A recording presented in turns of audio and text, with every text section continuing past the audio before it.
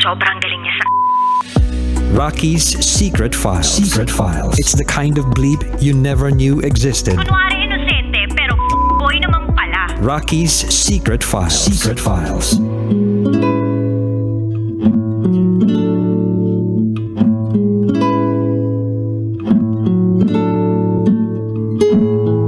And we're back.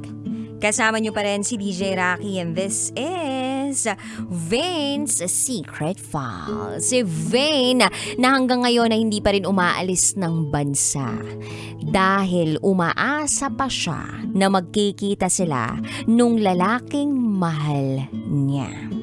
Umaasa siya pero hindi siya gumagawa ng paraan para magkita sila uli. Kasi kung sakali man na makapagkita sila uli, baka yun na yung sign para hindi siya umalis ng bansa. Kaya lang, itong lalaking mahal niya, hindi naman niya boyfriend. Ang malupit pa doon, walang sila nga, tapos nagkatikiman lang. Charot, darot. So, pakinggan na natin yung mga kabisyo nating nag-share ng kanilang mga thoughts, comments, suggestions, and violent reactions. Ito po ang sabi ni Regel Tugano. Kamuntikan ng tumulo ang mga luha ko sa istorya ngayon. Nakakalungkot ang mga nagaganap sa mga buhay nila. Sana ay pagtagpuin na kayong dalawa ng tadhana o ng universe. Good luck. Sana may divine intervention na tutulong sa mga ganyang tao. Talaga ba? May ganun? Alam mo, naniniwala nga ako na hindi ka makakapunta ng Quiapo kung hindi ka sasakay ng jeep. Kailangan mong gumawa ng paraan para makapunta ka doon. Hindi ka mapupunta ng Novaliches kung hindi ka sasakay ng taxi o ng Grab, kung hindi mo hahayaan yung sarili mo na mapunta doon. Kung mag-i-stay ka lang sa bahay, wala talaga mangyayari sa iyo. Kung tutunganga ka lang. So in short, kailangan mong gumawa ng paraan para kahit papano may tsansang matupad yung pangarap mo.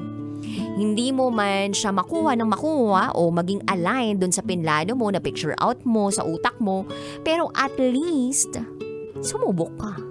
Or sumubo ka. Charot! Uy, darot. Anyway, eto naman po ang sabi ni Tom.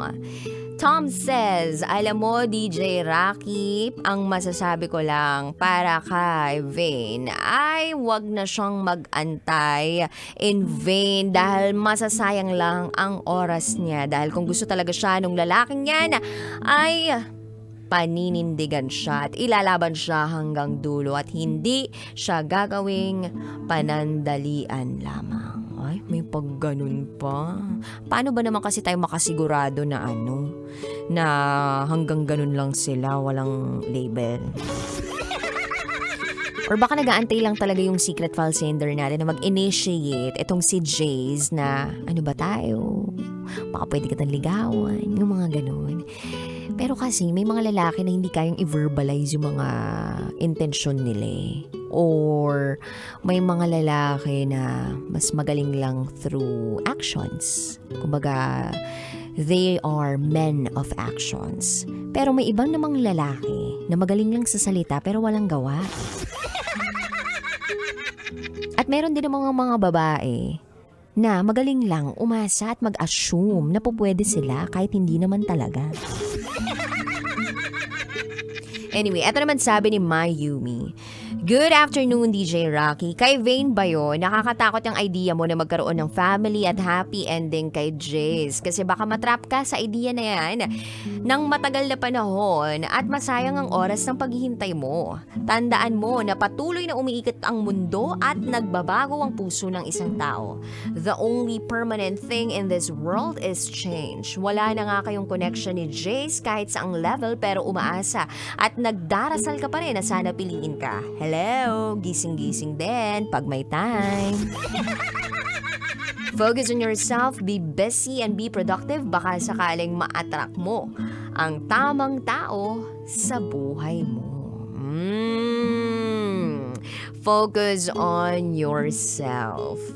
At malay mo nga, ma-attract mo yung isang taong katulad mo rin na siopaw, as in asado. Charot with darot. Anyway, eto naman ang sabi ni MZ. Take it away.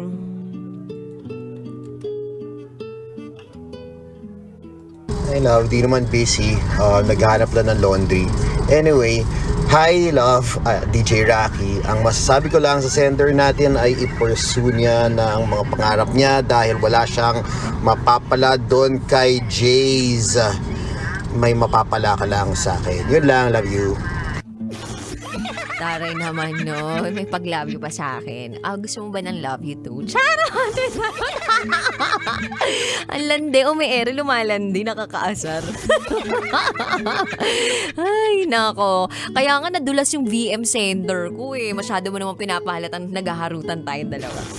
Anyway, wala daw siyang mapapala dun kay Jay. Sa kanya lang meron. Anyway. Ang dahil pa nag-comment sa secret file sender natin. Bata pa kasi si Vane. Kung kaka-graduate niya lang ng college, malamang parang ang dami-dami mo pang gustong gawin. Ang hirap kasi na agad-agad sasama ka sa pagpapamilya nang hindi mo pa naman lubusang kilala yung tao. Or baka ina-assume mo na kilalang-kilala mo na siya. Sabi nga nung iba, kahit na ang tagal-tagal na nila na magkarelasyon, meron pa rin sila na nadidiscover sa mga partner nila as time goes by. Hindi natatapos yung pagdiscover mo at pagkilala mo sa taong napili mong mahalin nung nagpakasal kayo o magkapamilya man kayo. Hindi dun yun matatapos. Forever, it's gonna be a self-discovery. It's gonna be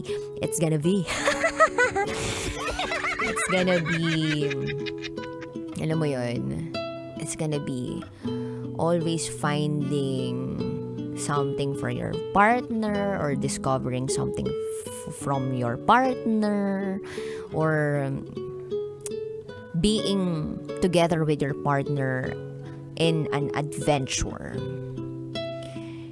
So, kung hindi na kayo magkasama ngayon at hindi na kayo nagko-communicate sa isa't isa, dahil sabi mo nga, tinapos mo na rin talaga dahil sa takot mo na sooner or later magkakasakitan lang kayo.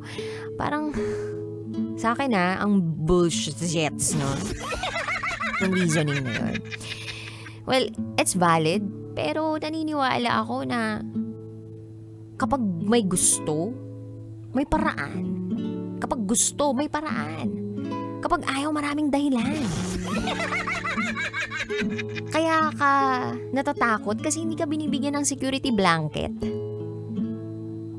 Alam mo yun, kapag naging vulnerable ka sa isang tao at sinabi mo na natatakot ako na magkasakitan tayo, natatakot ako na baka hindi to mag-work, baka maghiwalay lang din tayo in the future. At ayoko masayang yung oras na yun. Or di mo man sabihin na ayoko masayang yung oras na yun. Pero nakakatakot kasing sumugal.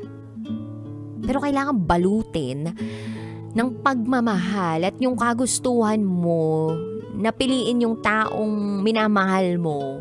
Yung takot. Kailangan ma-overpower ng pagmamahal yung takot. And if you are gonna live your life operating from fear or anxiety, I don't think you'll ever experience the beauty of life. I don't think you'll be happy 100%. Para malasap mo yung sarap at para malasap mo yung tunay na saya, you have to drop your inhibitions. Kailangan mag-operate ka through the lens of love, not fear. Oo, may pasulpot-sulpot na matatakot ka. Pero kung paiiralin mo yung takot, hindi ka mananalo.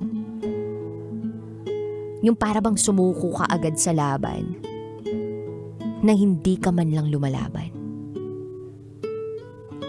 Ang sarap kayang matalo sa isang laban na alam mong lumaban ka. Kasi dun sa pagkatalo mong yun, alam mo napanalo ka pa rin kasi ibinigay mo yung kaya mong ibigay. Kasi alam mong sumubok ka. At wala kang pagsisisihan dahil sinubukan mo.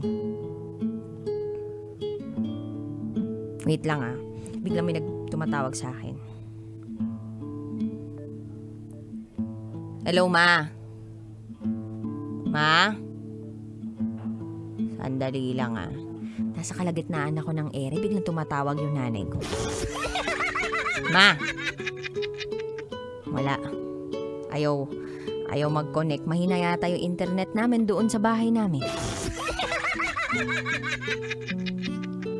Wala na. My call was dropped. Yun yung sabi.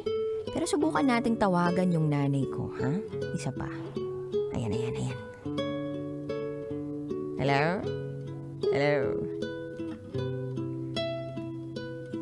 Ayan na. Hello, Ma? Wala na. Alam niya siguro naka-ere na ako. And mabalik tayo dun sa sinasabi ko kanina. Yung sinasabi ko, na kapag nag-operate ka from fear, hindi mo malalasap ang tunay na sarap ng buhay at hindi mo malalasap yung kaligayahan. Normal naman na matatakot ka pero kung dun ka mabubuhay, wala. Hanggang konsepto ka lang. Hanggang idea ka lang. Tapos matatapos lang lahat ng mga iniisip mo dun sa what if sumugal ako? What if sumubok ako? What if hindi lang ako sumubok, kundi sumubok din? Ganon. Charot! With the rot. Hindi, but kidding aside, Kabishon.